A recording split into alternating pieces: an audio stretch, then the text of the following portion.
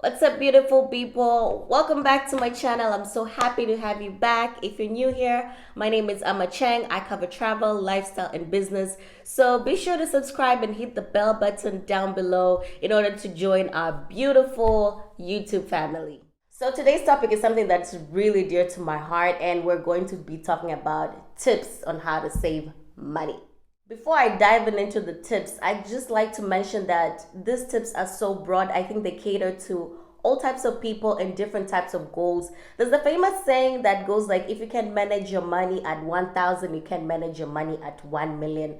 And I totally agree. So it's not specific to any type of people. And I might mention goals that relate to you, some might not, and that's actually fine. But you can take what works for you and leave what doesn't work for you. But I'm just going to mention things that have actually worked for me that probably could apply to yourself as well. Tip number one is setting an actual goal. So I found this very useful because it made me want to work towards the goal much more. So unlike if I were to put a monetary value, for example, I want to save 10,000, I put a goal attached to it.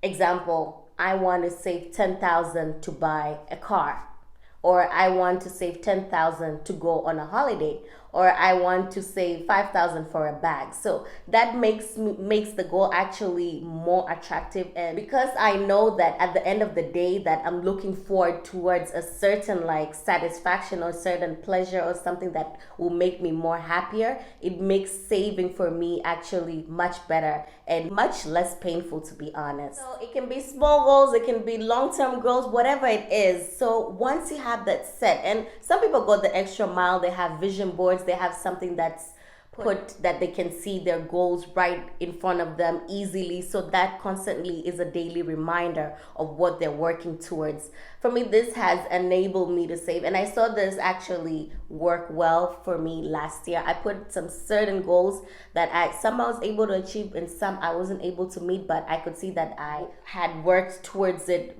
much better than if it was just very vague.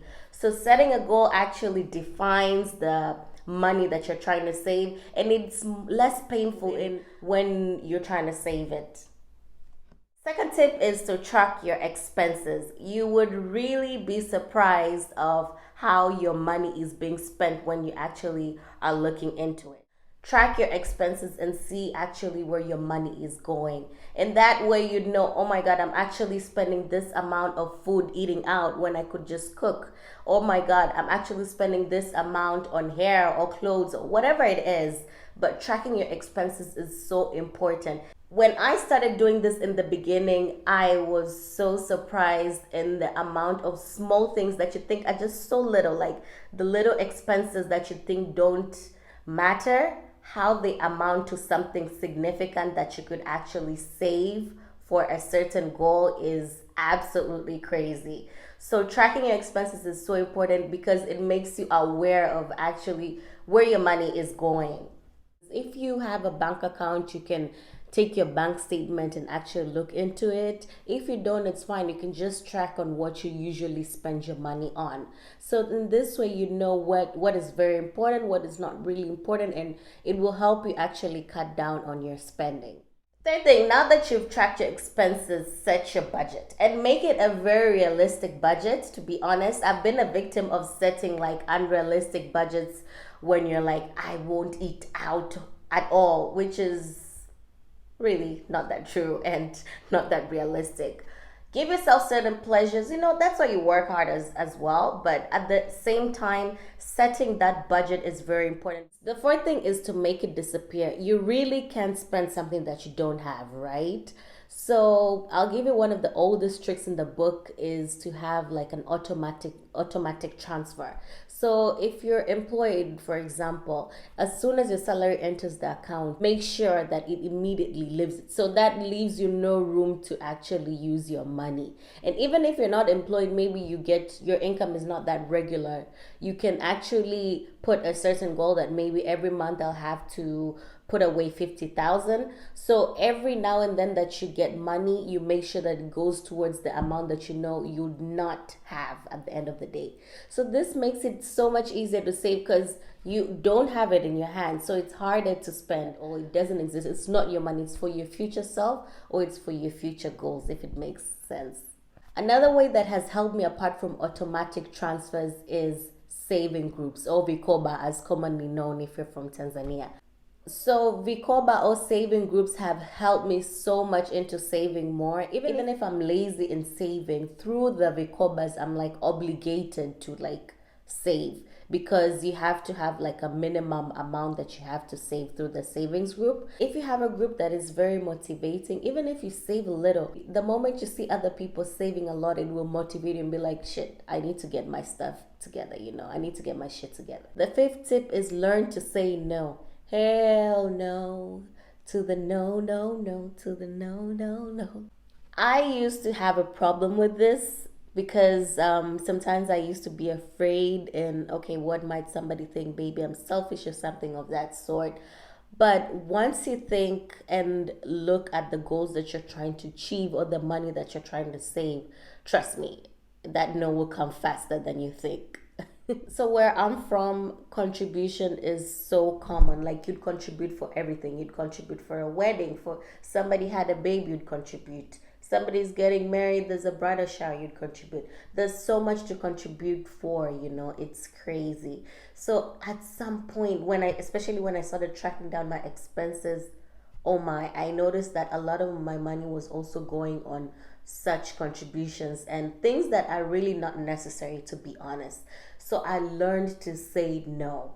And it's okay, you can just say no politely and somebody would understand. If they don't understand, then too bad, your goals understand, and that's what matters.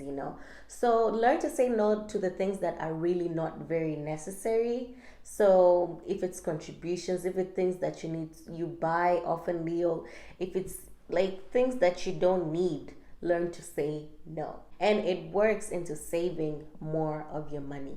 The sixth thing is to stay away from temptations. You can't be a gambler and be at the casino all day long. Seriously, and you want to stop gambling, how will that work? Really? Really? So try to stay away from temptations, and this goes a long way.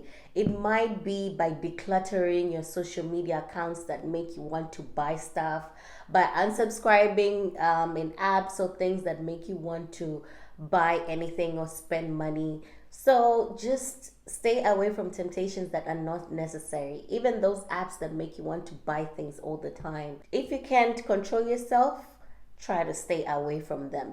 So what I did sometime last year, I unfollowed a lot of Instagram accounts that made me buy stuff, especially clothes, shoes, all these stores, all these Instagram stores that used to make me want to buy stuff. I unfollowed them to just, try to keep more money for myself and not for them. It's good to, buy once in a while, but at the same time, if you think that you're easily tempted by whatever it is, try to stay away from it. So in that way, it will make your savings much more at the end of the day. Lastly, and most important, is to keep a like-minded crowd. It goes farther than just savings. It works for a lot of things. So keep a crowd that works for you well and what you're trying to achieve.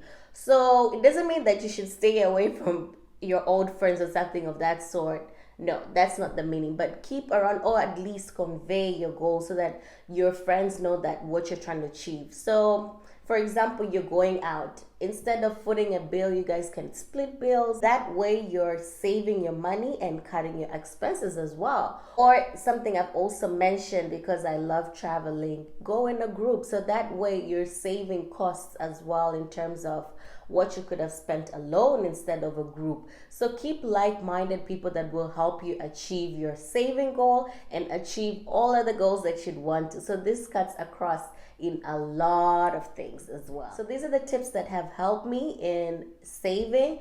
I'm not where I want to be, but I'm definitely not where I was, and I'm happy for that. So feel free to use what you might feel works for you, and comment below on what has worked for you to help you save.